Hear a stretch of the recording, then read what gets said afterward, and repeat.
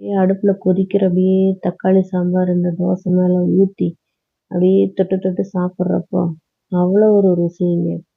என்ன தோசைன்னு பார்க்குறீங்களா? சிறுதானிய தோசை தாங்க.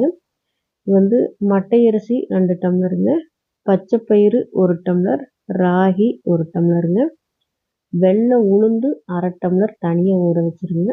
அது கூட வெந்தயம் 1 டீஸ்பூன் போட்டு ஊற வச்சுருங்க. மிக்ஸியில அரைச்சிங்கன்னா கொஞ்சம் பருபருன்னு வரும். அவ்வளோக்கா டேஸ்ட் வராதுங்க.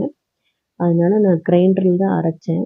மாவு அரைக்கும் போதே பார்த்தீங்கன்னா, அப்படியே பொங்கி வந்த மாரி வந்துச்சுங்க. அப்படியே பஞ்சு மாரி. மாவு அரைச்ச 3 மணி நேரத்திலேயே நீங்க தோசை ஊத்தலாங்க. இது வந்து 4 நேரம், 5 நேரம் வச்சு சுடுற அளவுக்கு இந்த மாவு தாங்காதுங்க. ரொம்ப புளிச்சிரும். சிறுதானியம்னாவே உங்களுக்கு புளிப்பு வந்து அதிகமா வந்துருங்க.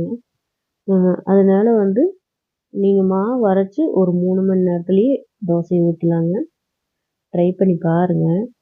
ரொம்ப ரொம்ப சுவையா இருந்தது. இந்த பச்சை பயிறு வந்து அடிக்கடி உணவுகள்ல சேர்த்துக்கும்போது வந்து, குழந்தைகளுக்கு அந்த டயர்டே இருக்காதுங்க. நல்லா ஆக்டிவா இருப்பாங்க. இப்ப இரவு வந்து இந்த தோசைய சுட்டு குடுத்தீங்கன்னா, கா நல்லா தூங்கி காலையில நல்லா ஃப்ரெஷ்ஷா எந்திரிப்பாங்க. உடம்புக்கும் ரொம்ப ரொம்ப குளிர்ச்சி. அவ்வளவு சத்துக்கள் நிறைந்தது. ராகில நீங்க சொல்லவே வேண்டியதில்ல. அவ்வளவு சத்துக்கள் இருக்கு. இந்த தோசை சுட சுட அவ்வளோ ஒரு மணமா இருந்ததுங்க. நீங்க எல்லாருமே கண்டிப்பா ட்ரை பண்ணி பாருங்க. தோசைக்கு தொட்டுக்கிறதுக்கு தக்காளி சாம்பார் தான் செஞ்சிருந்தேங்க. ரொம்ப ரொம்ப சுவையா இருந்தது.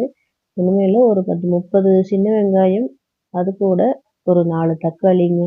சின்ன வெங்காயத்த வதக்கிட்டு, அது கூட தக்காளி 4 நல்லா வதக்கிட்டு, சீரகம் 1/2 டீஸ்பூனுங்க. அப்புறம் நான் வீட்டிலேயே அரைச்சு வச்சுருக்கிற மல்லித்தூள் போட்டேங்க 1 டீஸ்பூன். அரைத்து வைத்த தனி மிளகாத்தூள் 1 டீஸ்பூன் போட்டேங்க. நல்லா வதக்கி விட்டுட்டு, தேங்காய் வந்து கடைசியா போட்டு அதையும் நல்லா பொன்னிறமா வதங்கின பிறகு எடுத்து அரைச்சு ஒரு தாளிப்பு குடுத்துருங்க.